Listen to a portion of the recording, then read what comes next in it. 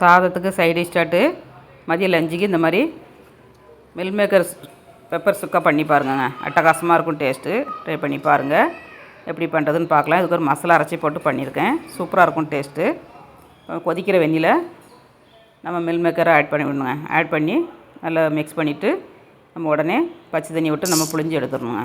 புழிஞ்சு எடுத்துகிட்டு இப்போ 2 ஸ்பூன் மிளகு, 1 ஸ்பூன் சோம்பு, 4 காஞ்ச மிளகாங்க. காரத்துக்கு தகுந்தபடி மிளகு எடுத்துக்கோங்க.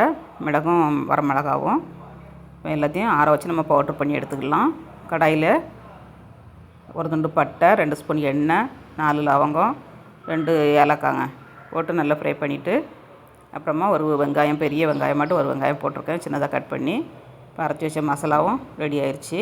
தக்காளி ஒரு தக்காளிங்க, பெரிய தக்காளியாக போட்டிருக்கேன்.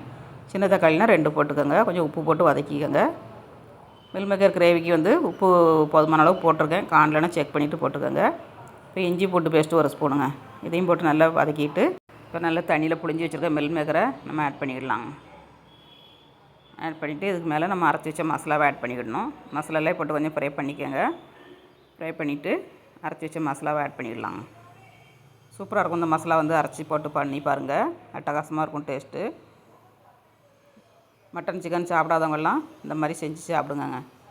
லாஸ்ட்டில் கொஞ்சம் மஞ்சள் தூளும் 1 ஸ்பூன் கரம் மசாலாவும் போட்டிருக்கேன். சூப்பராக இருக்கும் டேஸ்ட்டு, மணமும். ஒரு 2 ஸ்பூனுக்கான தண்ணி ஊற்றணுங்க. ரொம்ப தண்ணி ஊற்றக்கூடாது. இந்த மசாலா மில் மேக்கரில் கோட்டிங் ஆகுதுக்காண்டி கொஞ்சமாக தண்ணி ஆட் பண்ணிக்கோங்க. நல்லா மிக்ஸ் பண்ணி ஒரு 2 நிமிஷம் வேக விடுங்க. சூப்பராக கிடைக்குங்க உங்களுக்கு. லாஸ்ட்டில் தான் கரம் மசாலா ஆட் பண்ணணும். ஆட் பண்ணியாச்சு. இப்போ கொஞ்சமாட்டு கருவேப்பிலை தலையும் மல்லித்தலையும் போட்டு சேவ் பண்ணி சாப்பிட்டோன்னா அடாடாடாடா அவ்வளோ ஒரு டேஸ்ட்டாக இருக்குங்க. ட்ரை பண்ணி பாருங்கள். சூப்பரான மில் மேக்கர் கிரேவி ரெடிங்க.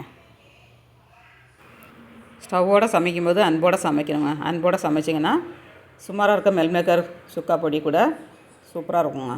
கரெக்டு தானே? வீடியோ பிடிச்சிருந்தால் லைக் பண்ணுங்கள். ஃப்ரெண்ட்ஸ் அண்ட் ஃபேமிலி ஷேர் பண்ணிவிடுங்க. மீண்டும் நெக்ஸ்ட் வீடியோவில் சந்திப்போம். பாய்.